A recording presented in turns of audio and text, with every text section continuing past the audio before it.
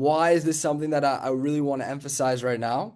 Well, it's because when we look back at that chart and we saw that trajectory before COVID and after COVID, what we really see is this new slope, this new emerging speed. And the reason why that's happening is because when we look at where these millennials sit on the left side, where we look at annual sports spending on the y-axis, what we see is how they've progressed from, let's say, spending less than 60,000 to now spending more than 60,000. So today, 59% of millennials spend less than $60,000 a year in the US, but there's 30% that spend between 60 and 120,000, and there's 11% that even spend above 120,000, which would indicate that on average they would spend above $3,000 a year on sports alone.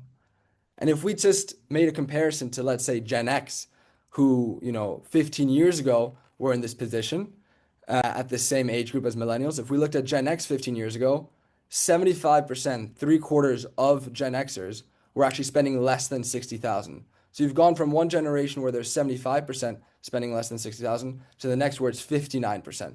So you have this mass emergence of this growing wealthy class who are now tripling their spending on sports as they're doubling their spending in total. So we've kind of identified who the sports spender is.